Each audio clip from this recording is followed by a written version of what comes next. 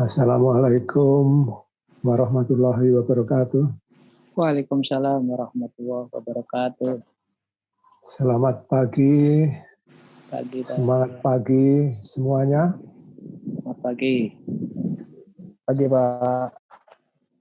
Pagi. Jadi kita syukuri bahwa dalam suasana masih wabah corona COVID-19, kita dikaruniai kesempatan oleh Yang Maha Kuasa untuk bisa bertatap muka meskipun dari jauh dengan physical distancing yang insya Allah kita akan saling bisa berbagi.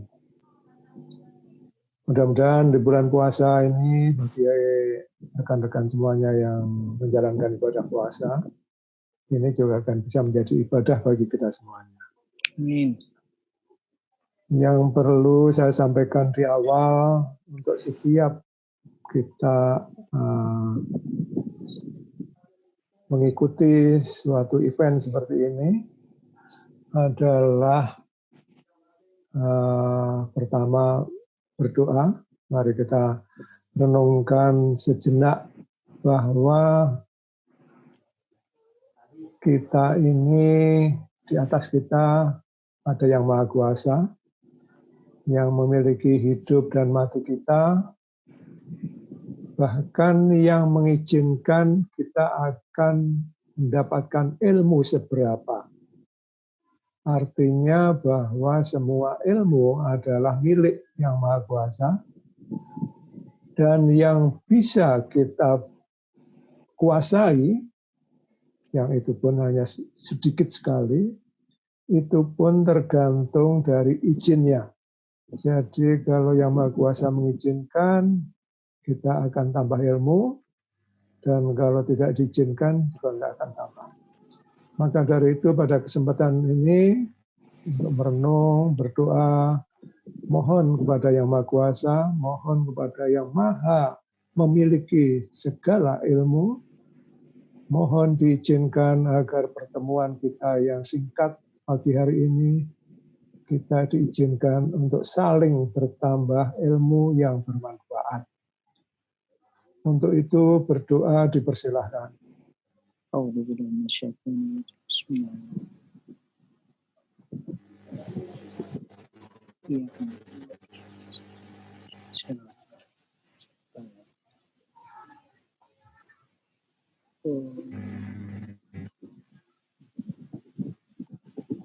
Terima kasih. Insya Allah kita, karena sudah diizinkan untuk bersama-sama, mudah-mudahan kita juga diizinkan untuk saling bertambah ilmu yang bermanfaat. Yang kedua yang perlu saya ingatkan, menambah apa yang sudah dipesankan oleh Pak Galis sebagai moderator tadi, bahwa yang akan saya sampaikan itu adalah berupa PowerPoint. Artinya poin-poin powernya saja. Ya, PPT itu adalah poin-poin powernya saja, bukan full, bukan merupakan informasi penuh. Sehingga kalau hanya dengan PPT, maka maksimal terbanyak itu 70%, bahkan bisa 60, hanya 60%. Sekarang bagaimana yang 60-70% PPT tadi menjadi masing-masing yang mengikuti ini mendapat penuh 100%, inilah kekuatan mencatat. Ya. Ini kekuatan mendengarkan, kemudian mencatat. Karena bagi yang Muslim, Allah pun juga mengingatkan bahwa yang besar maupun yang kecil, semuanya tercatat. 5453. Jadi surat 54 ayat 53. Artinya Yang Maha Kuasa itu tahu persis makhluk ciptaannya yang namanya manusia, itu daya ingatnya sangat rendah. Tanpa mencatat, pulang dari sini akan hilang. Maka dari itu saya betul-betul mengencourage untuk dicatat, sehingga pulang dari sini nanti masih punya catatan, pada waktu download PPT nanti langsung tinggal masukkan catatan itu ke dalam situ sehingga bisa belajar ulang dan bisa berbagi lagi kepada yang lain. Jadi jangan berhenti, ilmu jangan berhenti. Tapi ilmu diteruskan kepada yang lain pada waktu kembali ke tempat. Baik, itu dua pesan saya sebelum kita mulai. Yang ketiga, saya ingin mengucapkan selamat kepada rekan-rekan, adik-adik sekalian yang luar biasa karena di usia muda sudah komit untuk berprofesi sebagai K3. Kalau yang kemarin agak ragu-ragu, masih agak ragu-ragu, belum komit sepenuhnya dan sebagainya, semoga di pertemuan ketiga ini semakin komit bahwa berprofesi K3 adalah profesi yang bukan hanya ini sangat mulia di mata Yang Maha Kuasa, tetapi insya Allah ini juga merupakan profesi yang juga mempunyai peluang masa depan adik-adik sekalian yang baik. Baik, saya akan mulai masuk ke materi. Mudah-mudahan yang hadir sampai makin banyak dan sudah siap mencatat. Tentu seperti biasa supaya webinar hari ini juga masih nyambung dengan webinar sebelumnya, maka akan saya review sekilas dari webinar kedua. Yang pertama akan sekilas saya ulangi lagi, apa 7 peran Binwas, peran tanggung jawab, 7 peran tanggung jawab personil K3 yang secara umum saya singkat menjadi Binwas. Jadi perannya adalah pembinaan dan pengawasan. Kemudian dimulai dengan menguasai 10 skill K3 dasar dulu. Kalau sudah ngaku ingin berprofesi K3, kuasai dululah 10 skill dasar ini. Ya. Karena setelah menguasai 10 skill dasar ini, baru mulai siap perlahan-lahan menerima tanggung jawab apapun yang diberikan oleh atasan, oleh perusahaan, di tempat kerja kita masing-masing. Ya. Jadi kalau 10 skill K3 dasar ini belum dikuasai sepenuhnya, segera itu dengan cara sendiri, dengan belajar sendiri, dengan apapun caranya dan sebagainya, kuasai itu dulu. Insya Allah kami pun dari industri, mudah-mudahan kita diberi kesempatan untuk terus melanjutkan webinar ini dengan baik, nanti sampai ke depan, minimal sampai 10 skill K3 dasar ini selesai dulu, nanti baru meningkat ke alur pengembangan karier K3 selanjutnya. Insya Allah, kemudian kita berikan kesempatan. Kemudian yang berikutnya adalah alur membangun karier K3. Karena adik-adik sekalian adalah generasi-generasi muda penerus saya, nanti penerus saya ke depan untuk membangun karier K3. Maka apa tahapannya akan kita bahas secara ringkas. Kemudian baru masuk ke dalam topik yang akan kita bahas hari ini, yaitu konsep mengenai observasi. Ya, konsep mengenai observasi. Konsep artinya prinsip-prinsip, filosofi. Filosofinya observasi itu apa? Di dalam perannya mencegah kecelakaan. Namun, saya selipkan sedikit nanti dengan tips leadership.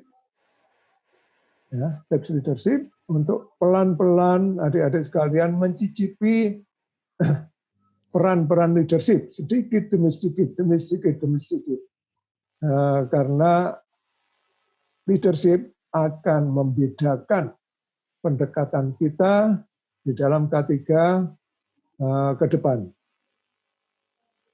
Keterampilan observasi sendiri itu akan dibedakan antara observasi dan inspeksi. Sekali lagi, mengapa ini saya bahas, ya kami bahas di industri ini terpisah. Inspeksi terpisah, observasi terpisah, sampai adik-adik sekalian paham betul dan bisa menjalankan betul, nanti setelah itu mau digabung ke lapangan, inspeksi sekalian observasi, silahkan. Ya, silahkan. Observasi fokusnya adalah fokusnya ke lapangan, yang akan dicari adalah perilaku karyawan. Perilaku adalah apa yang dilakukan karyawan, apa yang diucapkan, apa yang tidak dilakukan, maupun apa yang harusnya diucapkan tidak diucapkan. Itu adalah perilaku. Sedangkan inspeksi adalah ke lapangan, yang kita cari adalah kondisi. Kita sudah tahu bahwa CT itu garis besarnya hanya ada dua, yaitu safe condition dan safe action. Safe action.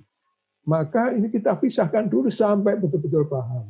Karena cara teknisnya mengamati atau memeriksa perilaku dengan barang mati, namanya benda, kondisi, itu sangat berbeda. Oleh karena itu nanti kita pahami konsep observasi ini di dalam mencegah kecelakaan seperti apa. Kemudian kita sebagai pelaku observasi, pengawas sebagai pelaku observasi, anggota manajemen sebagai pelaku observasi, itu yang harus dilakukan apa saja. Sehingga kita bisa membuat program yang namanya observasi K3 terencana. Terutama untuk adik-adik sekalian yang sudah bekerja, sudah punya area tertentu, yang area tanggung jawabnya sudah jelas, maka hukumnya sudah wajib ain untuk membuat program inspeksi terencana untuk area tanggung jawabnya itu, dan membuat program observasi K3 terencana untuk area yang sudah menjadi tanggung jawab persis. Di observasi, setelah nanti kita bahas mengenai konsep observasi, jadi kalau kita buat observasi area kerja terencana, artinya adalah kalau kita sudah mempunyai area tanggung jawab kita, maka area itu kita lihat, kita lihat. Kemudian dari luasan area ini kira-kira bisa menjadi satu area observasi saja, artinya saya inspeksi sekali habis, 2-3 jam saya observasi habis atau saya inspeksi habis, atau ini luas sekali, nggak mungkin akan diobservasi atau diinspeksi sekali. Maka kalau terlalu luas, pecah menjadi 2 atau 3 area observasi. Sebaiknya area inspeksi dengan area observasi juga sebaiknya sama, sehingga kita nggak terlalu sulit. Kemudian seperti inspeksi, sama persis seperti inspeksi. Bahkan kalau diobservasi, ini lebih daripada inspeksi, bahwa kita hanya bisa membuat rencana observasi yang baik apabila kita menguasai bisnis proses area yang akan kita observasi. Artinya, bisnis proses itu adalah kegiatan. Artinya, kita hanya bisa membuat rencana observasi, kita hanya akan bisa melakukan observasi kalau kita memahami proses dari kegiatan di area yang akan kita observasi. Kita bisa membayangkan, kalau kita datang ke suatu area yang kita tidak paham, itu mereka sedang mengerjakan apa, gitu ya. Bagaimana kita bisa membayangkan kita akan observasi? Kita datang ke situ malah bisanya malah terkagum-kagum, gitu ya, malah terkagum-kagum. Oh ada gini, oh ada gini, oh ada gini. Itu tidak akan bisa observasi. Maka kuasai betul, pahami dulu bisnis proses area itu, tanya, belajar bagaimana caranya, baru kita bisa membuat rencana observasi. Sehingga kita bisa membuat checklist. Karena kita tahu bagaimana kegiatannya, ini kegiatan apa, tahapan-tahapannya apa, cara melakukannya gimana, alat apa saja yang dipakai, berapa orang, kemudian koordinasinya bagaimana, itu dikuasai betul, baru kita bisa masuk membuat checklist untuk observasi. Apa yang akan saya observasi, saya masukkan ke dalam checklist supaya konsisten antara saya datang sekarang, atau besok, lusa, atau kalau checklist saya dipakai oleh partner saya, oleh tim saya dan sebagainya, semuanya akan sama standar observasinya. Kemudian setelah checklist jadi, kita buat perencanaan, kapan observasi sini, kapan observasi sini, berbanding ini, kemudian baru pelaksanaan. Di dalam observasi sama dengan inspeksi, bahkan lebih kemampuan komunikasi dalam observasi ini sangat menentukan. Ya. Karena apa? Waktu inspeksi, memang yang kita komunikasi dengan yang punya area, tapi yang kita tanyakan adalah benda mati.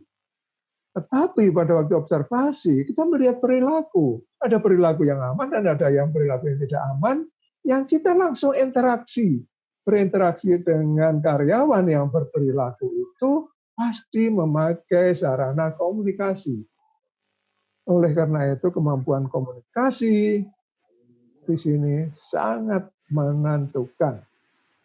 Kemudian di sini saya pisahkan juga bagaimana komunikasi tanpa leadership yang kebanyakan masih dipakai dan bagaimana komunikasi memakai leadership.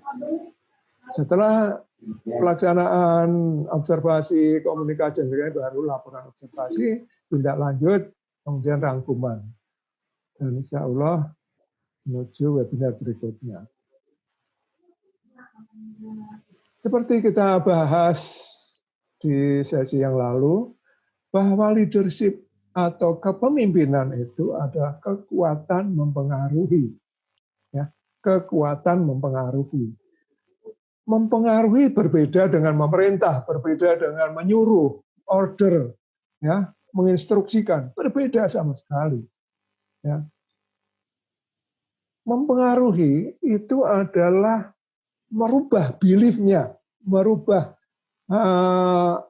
keyakinan seseorang, dia menjadi menerima, kemudian masuk ke dalam pikiran dan hatinya, kemudian membuat dia tergerak untuk melakukan sendiri. Itu orang-orang yang bisa kita pengaruhi.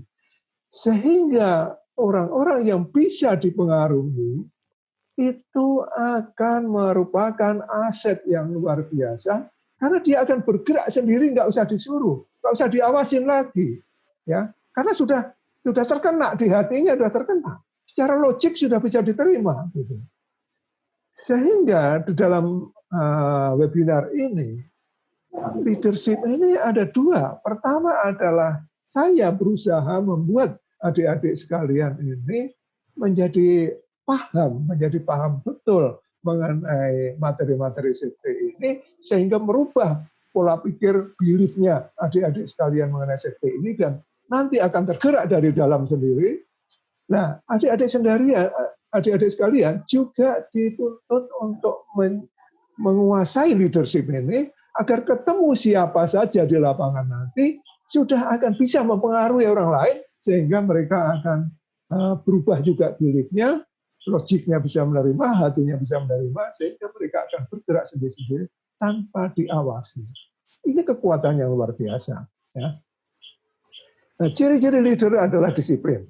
Jadi saya salut dan selamat pada adik-adik sekalian yang tadi terutama bisa datang tepat waktu, yang bisa hadir tepat waktu, bahkan lebih awal, itu tandanya adik-adik sekalian sudah punya satu modal sebagai leader. Kemudian dengan hari Sabtu, hari weekend, ada yang sekarang ada di tempat kerja, ada yang sekarang di rumah. Banyak sekali pilihan sebetulnya apa yang akan dilakukan. Ya. Tetapi memilih untuk membaca sesuatu, memilih untuk belajar sesuatu, memilih untuk menimba ilmu, memilih untuk hadir di webinar-webinar seperti ini. Ini sudah menunjukkan bahwa adik-adik go beyond. Go beyond adalah melakukan sesuatu melebihi seharusnya. Ya, melebihi seharusnya. Sehingga kalau adik-adik yang datang ke sini, ini insya Allah nomor 1 dan nomor 2 itu adik-adik sudah memenuhi. Sudah punya 40% syarat-syarat leader. Yang ketiga adalah tumbuh. Ciri-ciri leader adalah tumbuh. Leader tidak akan sama kemarin dengan sekarang. Ya. Seorang leader besok itu sudah berbeda dengan yang sekarang. Karena apa? Leader adalah orang yang selalu ingin go beyond, dan hasilnya dia akan tumbuh. Akan tumbuh. Bahkan leader yang baik, yang tumbuh bukan hanya dirinya. Leader yang baik itu yang tumbuh dirinya dan semua orang-orang di bawahnya, kalau punya anak buah, dan semua orang-orang di sekitarnya. Baik itu di tempat kerja, di rumah, maupun di masyarakat. Jadi luar biasa. Leader itu luar biasa. Ya, luar biasa. Karena akan tumbuh. Mengapa bisa membuat tumbuh? Karena nomor 4. Karena leader bisa menjadi role model. Leader bukan hanya meminta, bukan hanya berbicara, bukan hanya mengajak, mempengaruhi. Dia sendiri memberi contoh. Dia sendiri melakukan. Dia akan menjadi teladan, menjadi role model. Sehingga leader ini luar biasa. Kalau yang Muslim, role model itu nanti dicari di surat 61 ayat 2 dan 3. Ya. Ayat 2 dan 3. Kemudian yang terakhir, ciri-ciri leader adalah tanggung jawab. Ya. Tanggung jawab terhadap tugasnya. Tanggung jawab terhadap masa depannya. Tanggung jawab mengapa kita ini diturunkan dunia untuk apa ini? Tanggung jawab. Itulah. Jadi mari dengan ciri-ciri leader ini saya harapkan adik-adik semakin yakin ya untuk melangkah ke depan. Sehingga leader itu adalah akan naik terus seperti ini, mencapai prestasi, terus naik terus. Nah itu ditentukan oleh kemampuan, ya, dengan yang ke atas ini kemauan. Ya. Nah kemampuan yang hitam ini itu didapat dari training. Dari training, dari membaca dan sebagainya kemampuan. Kalau kemauan itu didapat dari pengaruh. Jadi kita ini kemauan ini ada dipengaruhi dari bisa diterima logik, diterima di hati, kemudian tergerak melakukan sendiri, itulah. Sehingga kalau kita baru bisa mentraining, belum bisa mempengaruhi, itu rugi. Kira-kira kita hanya separuh, baru melakukan sesuatu separuh. Tapi kalau kita bisa mentraining dan mempengaruhi, kita bisa 100%. 100%. Maka orang safety harus menguasai dua-duanya ini di lapangan. Ya, dua-duanya di lapangan.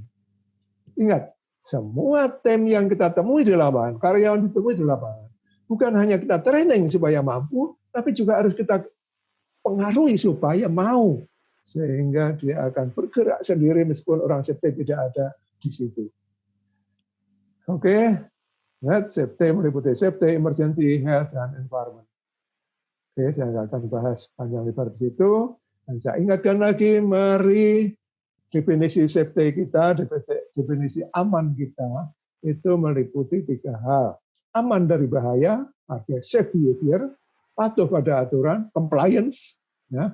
Kemudian peduli pada hal-hal yang tidak aman, care, ya, care. Artinya apa? Ada hal yang tidak aman, ada kondisi tidak aman, ada sesuatu yang tidak aman, ada perilaku yang tidak aman. Tidak mungkin kita diam saja. Tidak mungkin kita hanya lewat saja tanpa berbuat apa-apa.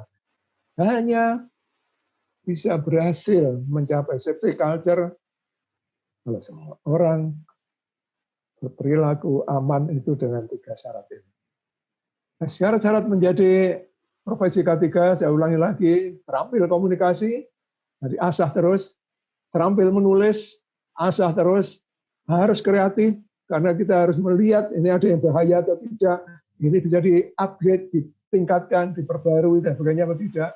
Kemudian observasi, jeli observasi, datang kemanapun selalu mengamati, ya, mengamati, dan biasa disiplin. Jadi orang safety harus disiplin. Kalau orang safety nggak disiplin, kayaknya nanti jadi orang safety akan menderita seumur hidup, ya, karena identik safety dengan mengikuti aturan. Kemudian bisa bekerja tim atau bekerja sendiri. Kemudian integrated, apa yang kita omongin juga kita lakukan. Itu yang tadi 61, 23. Kemudian bahasa Inggris tingkatkan terus, karena sumber-sumber K3 yang paling banyak masih dalam bahasa Inggris. Peran tanggung jawab personil K3 ada 7. Namun secara inti adalah bahwa kita adalah sumber daya safety. Kita bukan polisi ya, kita bukan polisi, rendah sekali kalau kita dianggap polisi, kemudian kita hanya bangga karena ditakuti keberadaan kita di lapangan, itu sangat kecil, ya, sangat kecil. Kita harus menjadi sumber daya safety.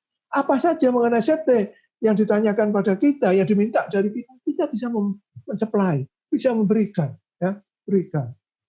Semua pertanyaan bisa kita jawab, semua ingin yang bantu, ingin training, ingin konsultasi, ingin dan bagian sebagainya, semuanya akan sumber daya yang tidak akan ada habis-habisnya.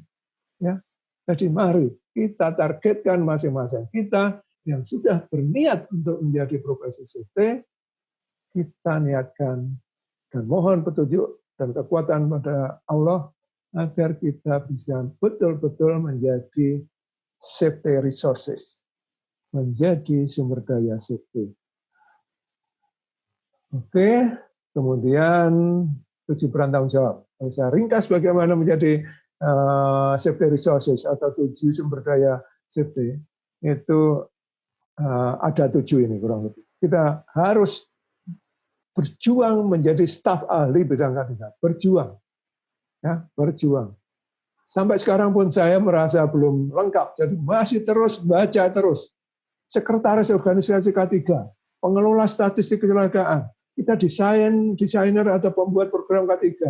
Kita pengembang skill K3 SDM. Artinya kita yang mengembangkan. Safety adalah tanggung jawab semua karyawan sesuai posisinya masing-masing. Posisi pekerja, tanggung jawab safety-nya beda dengan posisi pengawas. Beda dengan tanggung jawab posisinya middle management, top management. Beda.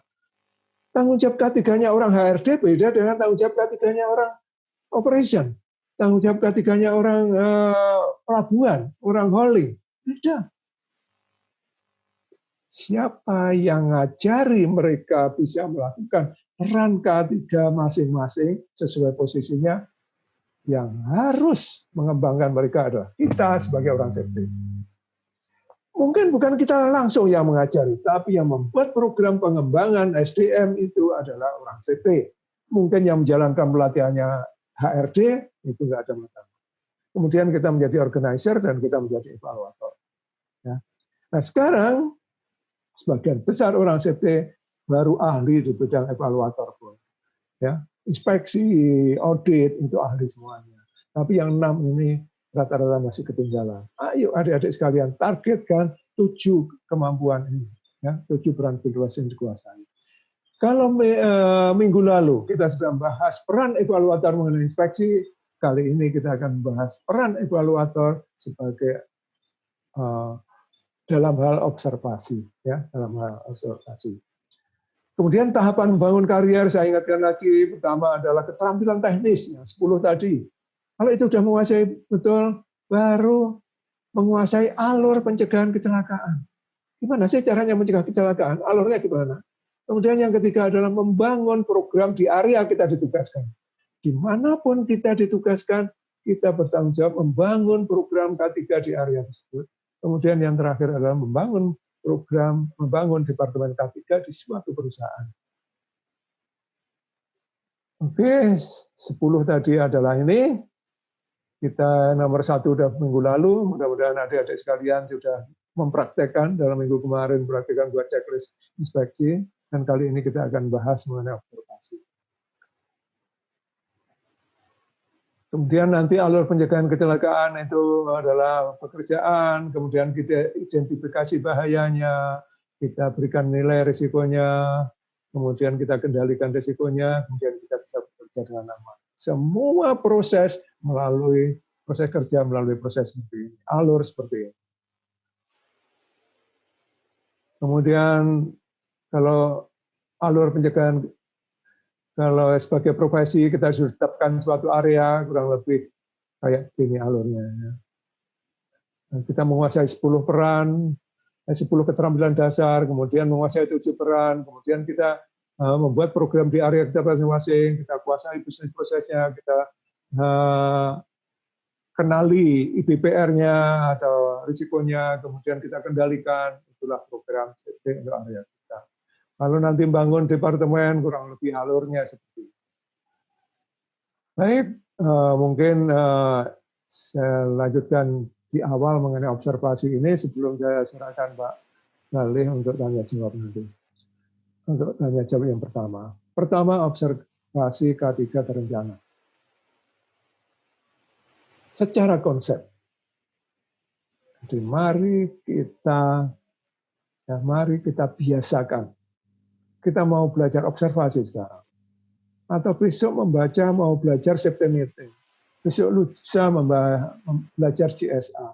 Besok lusanya lagi belajar behavior based safety. Dan sebagainya. Setiap belajar program safety apapun selalu dimulai dengan konsepnya apa. Secara filosofi, program ini uniknya mencegah kecelakaan, caranya bagaimana. Nah, jadi selalu kuasai itu dulu. Ya. Kuasai itu dulu, karena dengan menguasai itu, maka yang kita baca, yang kita pelajari ini, kita tahu endingnya, akhirnya, hasil output akhirnya harus apa. Itu kita baru tahu. Ya, jadi biasakan. Nah, sekarang observasi secara konsep di dalam mencegah kecelakaan bahwa kita sebagai pengawas atau kita sebagai orang safety atau kita sebagai area manajemen kita perlu secara periodik berkala datang ke lapangan mengamati, memeriksa perilaku karyawan untuk memastikan semuanya tetap berperilaku aman. Ingat ya, memeriksa perilaku karyawan. Perilaku itu apa tingkah lakunya, apa ucapan-ucapannya, yang kita bisa lihat. Kita bisa lihat, kita bisa rasakan, kita bisa ukur. Perilaku itu sesuatu yang bisa ukur. Ya. Kemudian semuanya, apakah semuanya berperilaku aman dengan kriteria tadi? Yaitu bahwa karyawan tersebut tidak ada perilakunya yang berbahaya, yang bisa menyebabkan kecelakaan, dia tidak melanggar aturan, dan bahwa dia peduli terhadap hal-hal yang tidak aman. Jadi 3 hal itu yang kita cari dengan observasi. Pada waktu karyawan tersebut melakukan pekerjaan rutin mereka masing-masing. Ya, jadi kita amatin apakah ada perilaku 3 perilaku itu pada waktu mereka melakukan tugasnya masing-masing di area mereka masing-masing. Dan kalau ada yang tidak aman, ada salah satu dari 3 ini saja yang tidak dilakukan, kita bisa mendeteksi secara dini. Karena ini kalau inspeksi, kami menyarankan adalah bulanan. Jadi inspeksi itu bulanan. Mengapa? Karena yang diinspeksi adalah barang. Dan yang inspeksi itu pengawasnya, pekerja ada inspeksi. Pengawasnya inspeksi, area manajemen inspeksi, top manajemen inspeksi. Orang safety juga inspeksi. Artinya apa? Kalau itu 1 kali sebulan saja, itu sudah berkali-kali sehingga saling mengontrol. Tapi kalau observasi, kami menyarankan pengawas itu minimal seminggu sekali. Orang safety sebulan sekali masih boleh karena semua areanya banyak. Tapi kalau areanya tidak begitu luas dan memungkinkan 2 minggu sekali lebih baik. Agar apa? Agar perilaku tersebut segera bisa diperbaiki dan tidak ada kesempatan berkembang menjadi perilaku yang salah yang akhirnya dilakukan rame-rame atau secara massal oleh satu grup kerja. Gitu. Intinya apa? Perilaku salah yang tidak sempat dikoreksi, dilihat oleh orang yang lain dan itu didiamkan saja, maka yang lain itu akan ikut. Akhirnya menjadi kesalahan massal. Di situ letaknya. Jadi sekali lagi secara konsep observasi ini adalah kita datang ke lapangan, mengamati perilaku karyawan, memastikan bahwa perilakunya aman kriteria 3 ini, ketika mereka menjalankan pekerjaan-pekerjaan itu, dan kalau ditemukan ada yang tidak aman, segera bisa kita koreksi sebelum berkembang menjadi kebiasaan yang tidak aman secara massal. Jadi seperti itu. Oke, maka bagaimana kita bisa mengamati perilaku karyawan yang sedang bekerja kalau kita nggak tahu dia mengerjakan pekerjaan apa? kalau kita tidak paham pekerjaan ini urutannya bagaimana. Dia sedang mengerjakan apa, urutannya bagaimana, mesin apa saja yang dipakai, yang terlibat berapa orang, ya langkah-langkahnya bagaimana. Kalau kita tidak memahami itu, bagaimana? Contohnya adalah kita datang ke dapur, gitu ya, datang ke dapur. Kemudian istri kita sedang memasak kue pastel. Kita nggak tahu kue pastel itu apa. Kemudian cara buatnya bagaimana. Bagaimana kita mau mengobservasi? Ya, tidak bisa. Bagaimana kita mau checklist observasi? Kita nggak bisa, karena kita nggak tahu. Maka harus kita pahami dulu buat pastel itu apa, kemudian buatnya urutannya bagaimana, baru kita bisa buat checklist observasi. Maka dari itu pahami dulu proses kerja, tetapkan area observasi, lagi area observasi. Kalau areanya luas, jadikan 2 atau lebih area observasi. Setiap area observasi tentukan rute praktis, nanti di gambar akan saya tunjukkan. Kemudian lakukan inventor kegiatan, ya, setiap area. Jadi area kita berhenti ada aktivitas, itu sudah kita inventory kegiatannya di situ apa saja. Kegiatan di situ apa saja yang akan kita amati. Jadi perilaku yang kita amati di setiap area.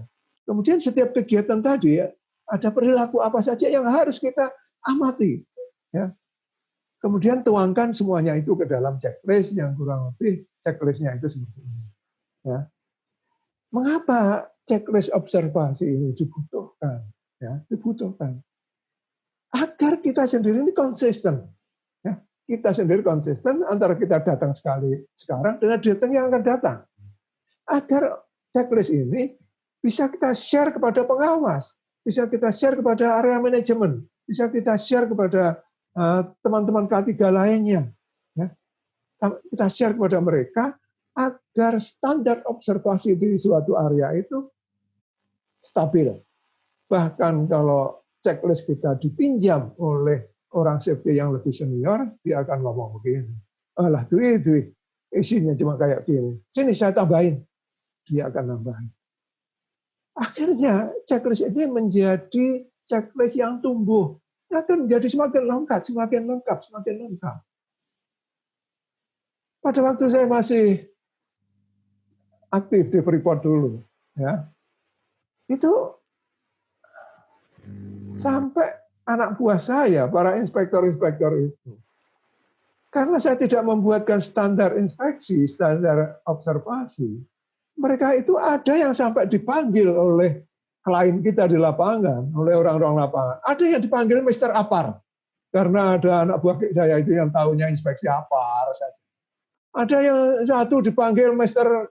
Housekeeping, karena apa? Dia tahunya housekeeping aja. Ada yang satu dipanggil Mr. Electrical, listrik. Dia tahunya listrik saja. Itu yang salah bosnya, yang salah saya. Saya tidak membuatkan standar observasi dan standar inspeksi. Maka dari itu kesalahan kayak itu jangan sampai terulang pada generasi muda adik-adik sekalian. Sehingga dengan checklist ini semuanya akan datang ke lapangan, mau lihat apa, mau nyari apa, ada panduannya, ya, ada panduannya. Yang kolom pertama ini adalah area dan apa. Jadi sub area dan apa yang akan kita cek. Contohnya, cek kabel listrik, cek kompresor, periksa pencahayaan, lighting, periksa APD, periksa botol oksigen, asetilin, dan sebagainya. Ini apa? Tergantung dari area yang kita lewati. Di area itu ada apa saja. Kemudian perilaku apa yang dicari itu di sini ditulis. Karyawan memakai power tool dengan kabel listrik dalam keadaan rusak, sudah sobek-sobek, terkelupas. Karyawan membiarkan kompresor dalam kondisi kotor, berkelepotan oli, contohnya. Kemudian karyawan menyimpan barang-barang di ruang kompresor. Karyawan menumpuk barang tinggi sampai menutup cahaya lampu atau pencahayaan. Kalau APD, karyawan tidak memakai APD. Karyawan memakai APD tidak benar. Kalau botol oksigen, contohnya karyawan tidak mengikat silinder oksigen agar tidak roboh. Karyawan memasang flashback arrestor terbalik, contohnya. Karyawan, ini adalah perilaku yang kita cari, ya, perilaku yang kita cari. Kita mencari perilaku karyawan yang membiarkan oksiesterin, kabel selang oksigen atau selang esterin, itu diinjak mobil. Jadi dibiarin aja diinjak mobil, contohnya gitu. Atau karyawan yang mengangkut botol oksigen dengan regulator masih terpasang, tidak dilepas. Ini kita cari. Atau mengangkut oksigen dalam keadaan ditidurkan. Ini semua perilaku yang kita cari. Ya, ini hanya contoh-contoh, jadi nanti bisa melihat. Nah, di sini kolomnya adalah memenuhi standar apa tidak? Iya dan tidak. Kalau iya, centang. Setiap iya, ya, setiap iya berikan apresiasi karena itu adalah pencapaian. Setiap ini iya, langsung selamat. Anda sudah ngikutin. Selamat, Anda sudah bagus. Selamat, selamat, selamat. Itu yang iya. Artinya ngikutin standar. Sedang yang tidak mengikuti standar itu pasang di sini. Pasang di sini tidak standarnya harus dikoreksi seperti apa. Ya. Hasil dari komunikasi nanti dengan tim yang kita temui. Oke, sekarang kita bayangkan kita masuk ke sebuah area. Andai kata saja, ya, andai kata saja kita ditugaskan menjadi seorang CT di sebuah workshop ini, ya, bengkel ini. Maka ini sudah jelas menjadi area tanggung jawab kita. Maka ini kita lihat. Kalau luasnya ini kayaknya saya inspeksi sehari juga, sekali juga bisa. Artinya apa? Kita hanya perlu membuat untuk workshop ini sebagai satu area inspeksi atau satu area observasi. Ya. Sehingga ini kita bayangkan. Ya. Kita bayangkan bahwa nanti urutannya seperti apa. Ini yang biru ini adalah urutannya. Terserah kita mau kiri kanan, apa, oh saya kiri dulu. Saya habiskan kiri sampai ujung, kemudian pindah ke kanan, baru balik lagi. Ya. Masing-masing bagian yang kita berhenti ini, itu sudah proses bisnis yang berbeda. Sudah kegiatan-kegiatan workshop yang berbeda. Mungkin ada yang bagian ngelas, mungkin ada yang bagian ganti oli, mungkin ada bagian yang ada gudang, mungkin ada yang bagian ruang tunggunya, ada bagian tool room-nya, ada bagian itu beda-beda semuanya, ya, beda-beda semuanya. Maka kita pahami proses kerja di setiap bagian. Jadi setiap belok gini di sini ada proses kerja apa. Setiap belok sini ini ada proses kerja apa. Belok sini proses kerja apa. Sini proses kerja apa? Yang masing-masing bisa saja, ya, bisa saja risikonya berbeda, cara kerjanya berbeda, prosedurnya juga berbeda. Dari mana Pak kita tahu semuanya itu? Ya belajar. Kita kalau sudah sampai di situ, kita belajar. Kalau adik-adik sekalian ditugaskan ke workshop sini, target pertama atau aktivitas pertama adik-adik sekalian adalah kenalan dengan semua orang di situ dan minta izin kepada mereka, saya mau ikut kerja shift mereka. Gitu. Bilang kepada atasan, saya mau minggu ini saya ikut kerja shift mereka. Artinya masuk ke dalam tim workshop itu, ikut kerja shift. Yang kerja ikut kerja shift pagi, ikut kerja shift sore, ikut kerja shift malam. Tujuannya apa? Supaya memahami bisnis proses pekerjaan itu sambil tanya, sambil menjalin hubungan baik dengan yang punya area ini. Ya, ingat, saya akan menjadi resources bagi kalian semua. Saya akan menjadi sumber daya bagi kalian semua di sini. Di sinilah kita belajar bisnis proses. Belajar mengenai kegiatan ini satu persatu. Dan itu bisa kita butuh waktu 1 minggu, 2 minggu, bahkan bisa sebulan. Nah, sampai bisa kita simpulkan risikonya apa dan sebagainya. Kemudian baru tetapkan, ya, setelah itu karena kita ngomong mengenai observasi, kita tetapkan, oh di sini adalah proses bisnisnya ini, di sini ini, di sini ini. Maka di sini ini biasanya perilaku tidak aman yang dilakukan oleh karyawan, kalau di bagian sini biasanya begini. Kalau di sini perilaku tidak aman yang bisa dilakukan adalah begini. Yang di sini perilaku yang tidak biasa dilakukan. Jadi sudah kita mapping, itu semuanya sudah kita mapping. Ya, sudah kita mapping. Dan nggak mungkin checklist yang pertama itu lengkap, sempurna, tidak mungkin. Tapi minimal kita sudah memulai. Ya, minimal kita sudah mulai, dan dari situ dibuat tumbuh. Share kepada siapa saja untuk melengkapi, agar tumbuhnya cepat. Jangan hanya mengandalkan diri sendiri. Nggak usah malu kita bertanya pada mereka. Ya. Oke. Kalau nanti masuk ke daerah seperti ini, artinya bahwa masuk ke pojok seperti ini, kita harus tahu ini lagi ngerjakan apa. Ini lagi ngerjakan apa. Kita harus sudah paham itu supaya kita tahu benernya bagaimana, yang tidak benarnya bagaimana, yang itu masuk ke checklist perilaku observasi kita. Nah, kalau masuk ke daerah seperti ini, kita tahu bahwa ini sedang melakukan apa. Ya, sedang melakukan apa? APD apa saja yang sedang dilakukan. Cara ngerjakannya bagaimana. Bagaimana yang biasanya pelanggaran-pelanggaran apa yang dilakukan oleh orang-orang seperti ini. Di pekerjaan-pekerjaan seperti ini. Ini kita perlu tahu. Ya, perlu tahu. Ini kalau ada orang masuk ke lubang, apa ini? Kalau kita nggak tahu, ini kira, wah ini apa gejeblong atau tiba-tiba kecebur di lubang atau gimana? Ya, apa sembunyi dia? Karena kita nggak tahu. Maka kuasai, dia sedang apa? Sehingga, dia masuk ke confined space. Karena masuk confined space, syarat-syaratnya adalah ini. Ini sudah dilakukan, ada betul. Ini harus ada work permit-nya. Work permit-nya sudah ada. Itu semuanya. Ya, itu semuanya karena kita paham bisnis proses.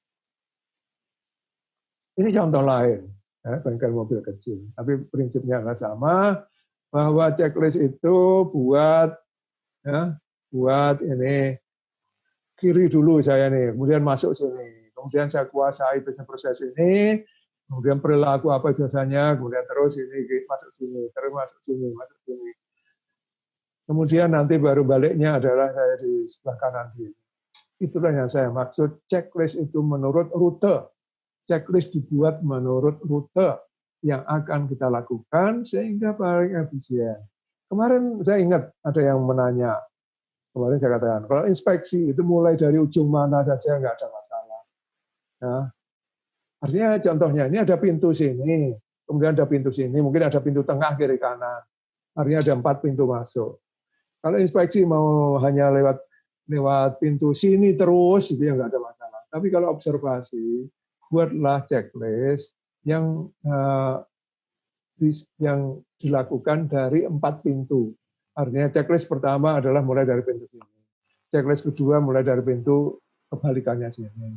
Checklist kedua dari pintu sebelah kiri. Checklist keempat dari pintu sebelah kanan. Tujuannya apa? Tujuannya adalah bahwa pada waktu observasi perilaku, orang-orang yang sudah melihat orang safety itu inspeksi, grup-grup yang lain yang jauh dari kita lagi observasi grup ini, mereka sudah tahu ada orang safety gitu ya. Mereka sudah berubah perilakunya. Ya. Jadi yang terkaget-kaget hanya yang dekat pintu pertama. Nah ini supaya adil gitu ya, supaya adil. Nah, dari pintu kiri pernah merasa jadi orang yang kaget pertama, orang yang di ujung sana, semuanya. Jadi tujuannya hanya itu. Tapi sebenarnya nggak ada perbedaan.